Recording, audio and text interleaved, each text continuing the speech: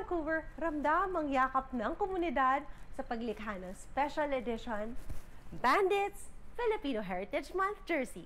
Ang pasadyang ginuhit ni Edmond Santelices na logo, unang isusuot ng Vancouver Bandits sa ikalawang Filipino Celebration Games sa Sabado, June 28. Ang proceeds ng mapapagbentahan ng t-shirt at jersey, donasyon sa United Way BC Kapwa Strong Fund at sa Canadian Red Cross 2025 Vancouver Lapu-Lapu Festival Appeal.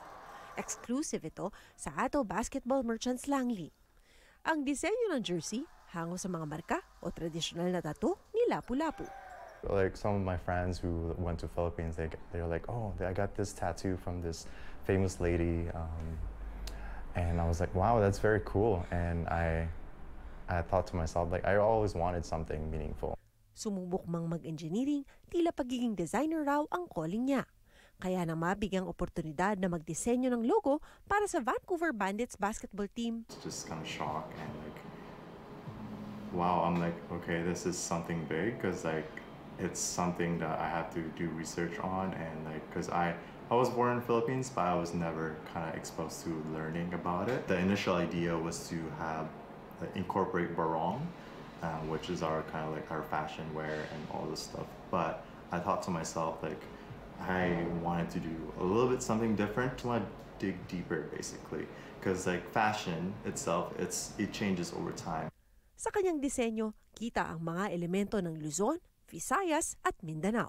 Nilagay daw niya ang pulang headscarf ni Lapu-Lapu kay Berry the Bandit. Tampok din ang iba't ibang hayop sa mga alamat, gaya ng ngipin ng buhaya, dila ng ahas at alakdan.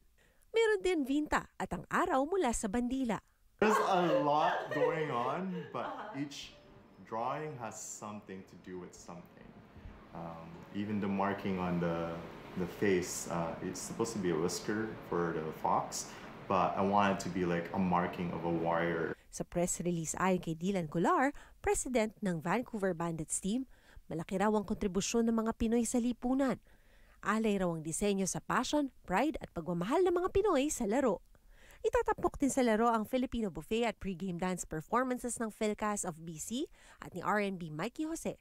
Bilang pag-alala sa mga biktima ng Lapu-Lapu Day Festival noong April 26, may itim na stripe na ilalagay sa kaliwang balikat ng jersey kung saan nakasulat ang salitang kapwa. Opisyal na ilalabas ang disenyo ni Santelices sa laro ng Bandits ngayong Sabado sa Langley Event Center. Pat Fernandez,